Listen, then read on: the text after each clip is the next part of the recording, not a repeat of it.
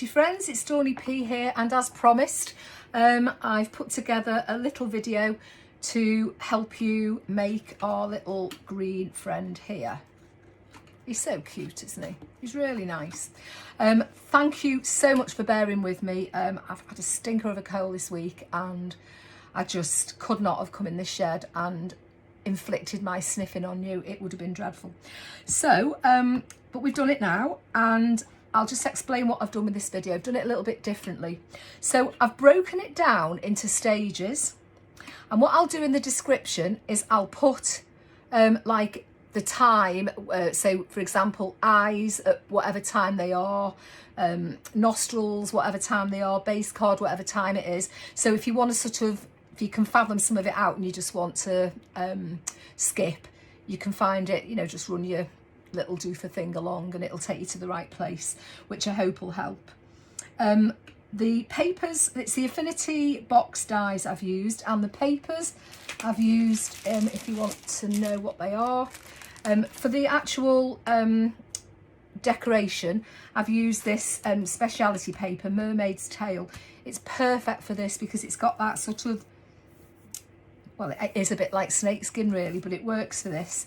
I actually changed the colour, but that will become obvious further down the line. And then for the main part of it, I use the Tonic Studios Avocado Green, the Craft Perfect. It's a really good colour for this little fella. And the pattern paper, if you need to know, if you want to use the same one. This is by Knitwit and it's called Jungle and Zoo, I think it's called. Hang on. Jungle and Zoo 2. Last time I looked it was $3.29, so it's not a lot. You get quite a few papers there. Perfect for this and any other animals you might want to turn him into or her into. So without further ado, let's get started.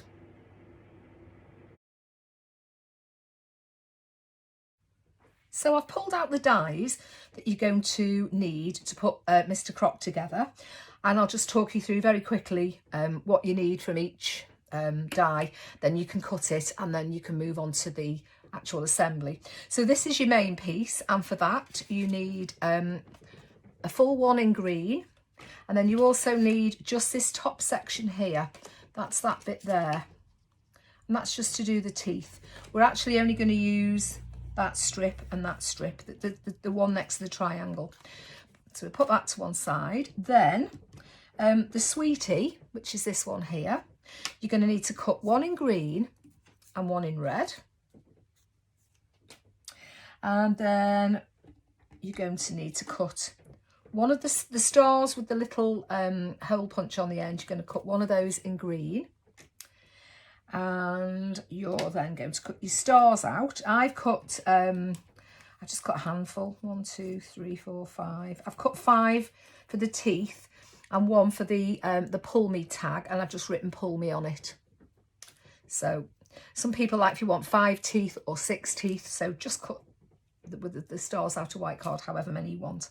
Then your largest rectangle, it doesn't really matter which one you use because there's a couple in the set. And you need 6 of those cut in the Mermaid's Tail paper. So 6 of those. And then your triangle, again, there's, you've got a choice in the set, so it doesn't really matter. And you need 3 of those, 1, 2, 3 of those. Then this little doofer here, your the little clasp thing, you want 4 of those in white, there to do the eyes. And then all that's left, and you probably can't, well, you can just about see them, the whole bit, the waist, 2 white and 2 black. Okay, this, I'm digressing a little bit here. This is, I've used this so many times. You know, if you've made pictures or things like that, they make fantastic wall hangers to you know, to thread your string through, just to stick them on the back of your projects. They're brilliant. So that's the actual cutting out. So now we'll move on to the next step.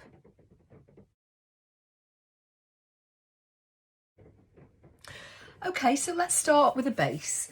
All I've done for this is, it's quite simple, quite straightforward. I've cut a piece of white card 8 inches by 8 inches, and I've scored it at 4 inches on that side and 4 inches on that side. So you've got 4-inch squares, if that makes sense. And then on either side here, I've scored at the 4-inch mark up to the centre.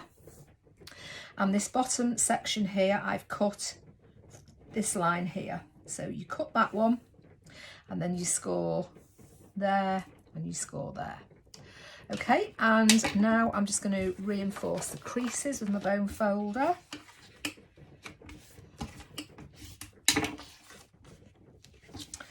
Like so.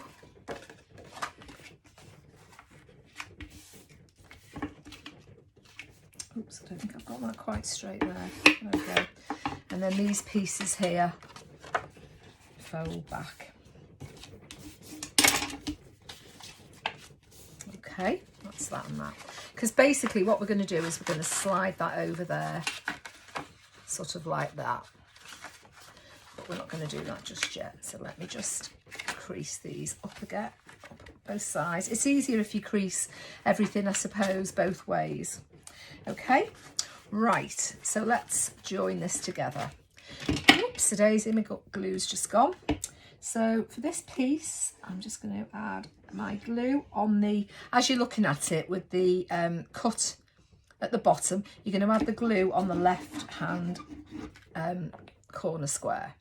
And then all we do then is just flip that over there like so. Okay. And then turning it over on these back sections here, we're going to add a little bit of tape. For speed, I'm just going to put it down there, but you might want to put glue or something all over it, whatever is your personal preference. And all we're going to do there is remove that tape and stick that down like that. Sorry, the camera's shaking here.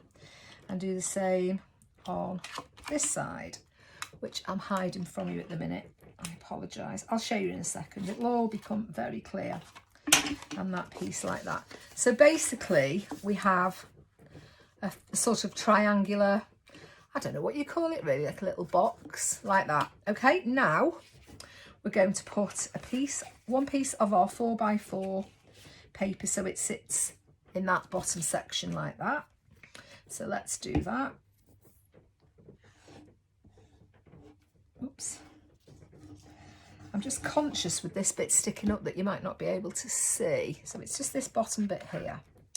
And then I'm going to slide my paper in like so. And if you've got any sort of overhangs, you can trim those off later on. And then for these sides, I'm just going to fold those over.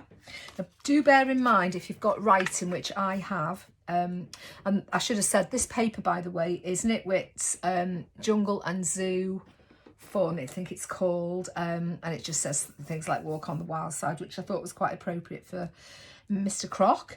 So I've one on both of these other two 4-inch square panels. We're going to fold them to mirror the folds on here because they're going to cover them up. But as I was going to say, if you've got writing, do make sure that your writing is the right way. You don't want it upside down. And that one's going to go that way, like so. So my writing's all the same way. Now I did try this with one piece of 8x4 card and did it across the top, and it didn't, I didn't think it was all that good. So I found this is the easiest way to do it. Doing it with that one single piece, I don't know, it all bunched up, and perhaps it's just me the way I did it, but I didn't think it was all that neat. So I'm going to put you on there like that and add my glue to this piece.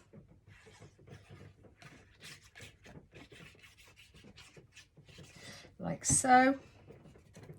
And that's going to go on there like that. Let's get that right in the middle because we don't want to see any of that white card. There we go. So that's basically our base. You can tidy it up, I suppose, at the end. I've done this quite quickly. There we go. And that's it. All we've got to do now is when the crocodiles are on is we're going to put a little hole in there, but that's the base. So we're going to now move on to the next bit.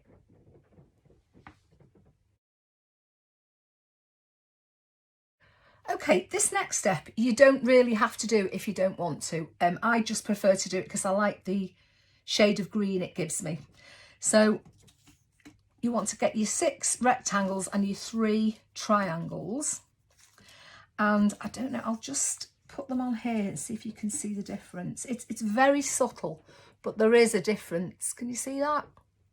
And all I did was I used some dried oregano hybrid ink and my filthy sponge. Now, I'm just going to try and do this so it doesn't shake the table. And basically, I'm just going to dab that colour over that. And that's all the prep that you do with those. But as I say, you don't have to do this step if you don't want to. It's just my personal preference. Right, ready for the next step.